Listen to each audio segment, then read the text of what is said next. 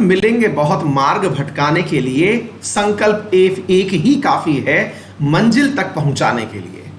मेरे प्यारे साथियों, इस लाइन को अक्सर मैं किसी और तरीके से बोलता हूं और मैं कहता हूं दृढ़ संकल्पित होकर के अगर विद्यार्थी अपने अंदर यह भाव ले आए, क्या भाव ले आए कि मेरे संकल्प में विकल्प नहीं होगा। ध्यान से सुनिएगा, मेरे संकल्प में विकल्प नहीं होगा। अगर यह भाव विद्यार्थी अपने मनोमस्तिष्क में लेकर के आ जाए तो मेरे प्यारे साथियों विश्वास मानिए, आपको दुनिया की कोई ताकत आपको सफलता प्राप्त करने से नहीं रोक सकती। संकल्प में विकल्प। अब यह क्या होता है सर, एक बार के लिए ध्यान से सुनिए।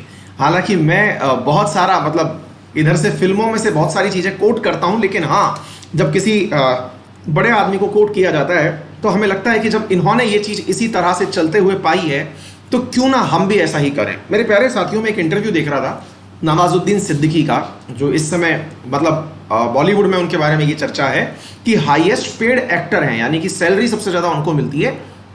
बाकी जो लोग हैं वो तो कमीशन लेते हैं, कट लेते हैं मूवी के अंदर से ना, कि भाई जैसे सलमान खान वगैरह ये मूवी में कट लेते हैं, भाई इतना रेवेन्यू हमारा होगा। लेकिन अगर सैलरी के हिसाब से जिसको किया जाए कि हाँ भाई इसको अपॉइंट किया जाएगा, तो नवाजुद्दीन सिद्दीकी इस समय हाईएस्ट पेड एक्टर हैं और आप सभी जानते होंगे बॉलीवुड के। एक इंटरव्यू देख रहा था मैं उनका, और उस इंटरव्यू से एक पंक्ति मैं आप लोगों को बता रहा हूं जिससे मैं बहुत प्रभावित था।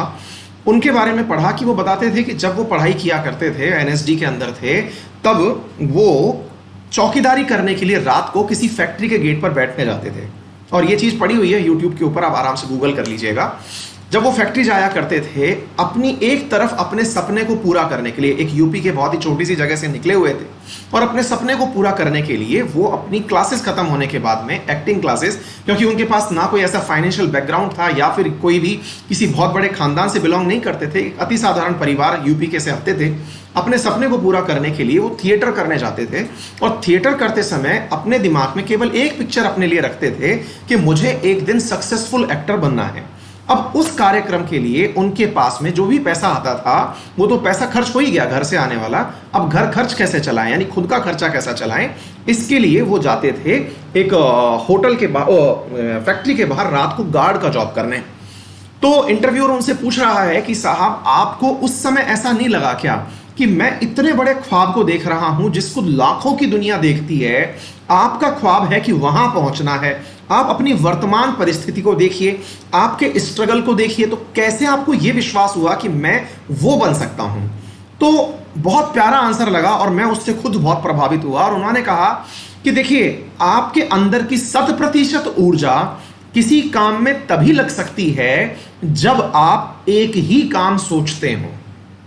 अब इस बात को दोबारा सुनिएगा, जब आप एक ही काम सोचते हो तो आपकी 100% ऊर्जा उस काम में लग सकती है। बोले मेरे दिमाग में एक ही ऑप्शन कि मुझे करना है तो यही करना है, बाकी कुछ भी हुआ तो मेरे लिए ये जीवन ही वेस्टेज है। तो मेरे पास जब कोई ऑप्शन ही नहीं है, बोले ऑप्शन जब होता है ना तो आपके पास का जो एफर्ट होता है, अब जैसे मैं आपको बताता हूं, आप में से बहुत सारे लोग जो हैं वो कोई सा भी कार्य लेके देख लीजिएगा। कल को मान लीजिएगा कि आपके पास, एक छोटा सा उदाहरण ले रहा हूं, कि कहीं आपको घूमने जाना है या फिर किसी दूर की दुकान से कोई सामान लेके आना है, आप उस दुकान तक जाने के लिए कितने तत्पर होंगे इसका अंदाजा आप इस बात से लगा सकते हैं कि यदि उससे कम दूरी पर चाहे कोई सस्ती सी दुकान या फिर क्वालिटी कम, अच्छी वाली कम दुकान वाली भी मिल जाए, आप लेके निकल लेंगे। असल में इसको आप ऐसे समझिए, जब बहुत बड़ा टारगेट आप लेके चल रहे होते हैं और उसके बीच में आपको परेशानियां आने लगती हैं। देखिए समटाइम्स क्या होता है, और ये बात बहुत बड़ी है और आप में से बहुत सारे विद्यार्थी जीवन में इससे एक ना एक बार रूबरू जरूर हो जाएंगे।